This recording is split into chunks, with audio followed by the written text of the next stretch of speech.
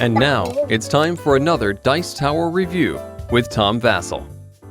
Hey folks, today we're going to be taking a look at Hoplomachus, The Lost Cities. Now, in the interest of full disclosure, I did do a preview for the sequel to this game, which is very similar.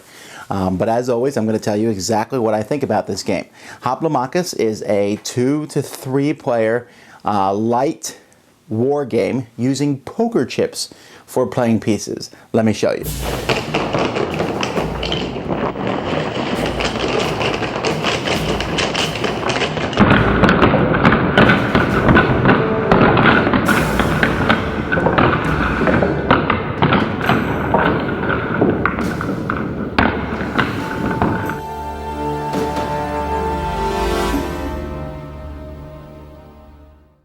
The board is made up of a big, I call it mouse pad material. That's basically what it is.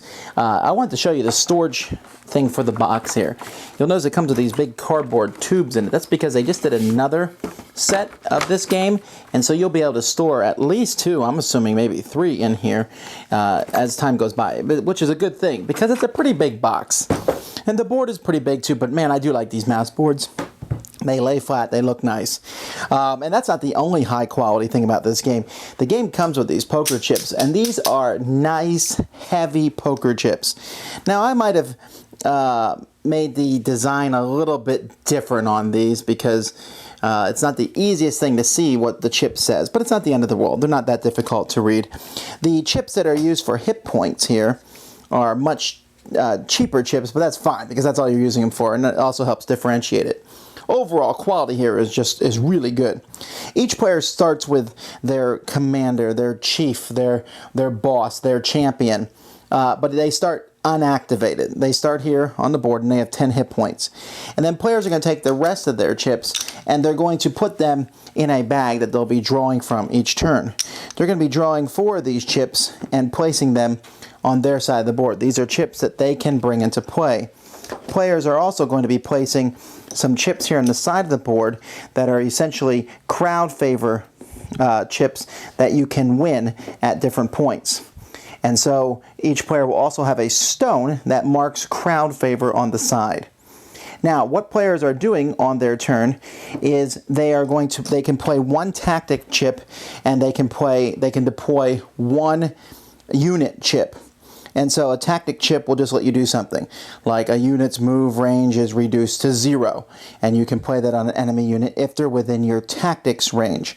But you can also play a unit. For example, here I have an Atlantis defender. And so let's take a closer look at this gentleman here. We'll notice that he has 5 hit points, he has 1 range, he has 1 movement, and he has 1 there. The white number is how far away he can play tactic chips.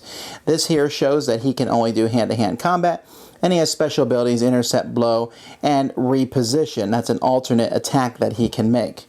When I place him, I'll be placing him in one of the deployment zones on my side. There's 6 different spots that I can place him. When you deploy somebody, they can neither move nor attack that turn, but after that you'll be able to move all your people up to their movement point, and then you'll attack with them. Now, when you attack with somebody, let's look at him one more time, we'll notice that he has a black die, as opposed to my champion, who has 2 dice and a yellow die. Now, this is important because the game comes with different dice. We have black, yellow, and blue dice that are used, at least in the base game here, and these dice simply have H's on the side of them. Now, I don't know, I wish they had like a target or something, but you'll see that the blue one has the H on 3 of its sides, the yellow has it on 2 sides, and the black one has it on 4 sides. So the more of these dice you roll, the more chance you'll be able to hit someone. You roll when attack them, and they will lose hit points equal to how much damage they've just taken, with all attacking and defensive special abilities coming into play, which could, you might take 1 less damage, or you might have ranged attack. There's all sorts of things. Every time you kill one of your opponents, your crowd favor goes up by 2. Okay? Also, if you happen to stand on these spots here, these 2 black spots here, crowd favor improves for you because you kind of like walk into the middle arena and say, bring it. All right, when it happens, each turn you go up 1 for each of those spots you control. Unless you control both of them, then you go up by 3. Now that's important because when you pass the first spot here on this crowd favored thing, your champion activates, which is good because he's really powerful. And also, you will get the chip, and the first 3 chips are tactic chips that you can play, and then the 4th chip that you'll get is another gladiator that you can use on the battlefield. When you get past here, the second one, you can also deploy your people on your opponent's side. When you get past the 3rd one, all your units get an extra yellow die when attacking, and when you pass the 4th one, you simply get the gladiator. So this continues. It's a straight up match until you've eliminated your opponent's champion. Nothing else really matters, or for some reason you've run out of chips and you can't deploy more. So you can't sit back and really turtle either. You need to go after your opponent and get them so that you can win the game. There is a cooperative mode where you guys can play together against monster chips. There's a whole set of monster chips that come with the game, and these chips here have, they're much more powerful. Criminals and monsters that you have to fight to win. You could even play that solo if you wanted to. There are 3 different factions in the game. I wish they were more different. However, their champions are different. Other than that, though, they have a very similar feel to them. Your champion is different, and the gladiator that you can win from crowd favor is different.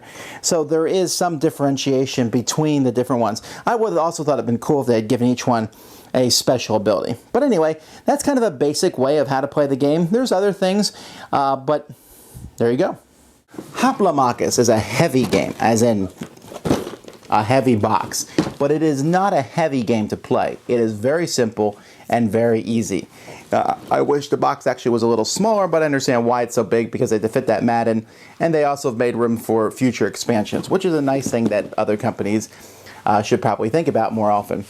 Hoplomachus, with that 1-player situation, I'm not a huge fan of that, but that's only because I'm not a big solitaire fan.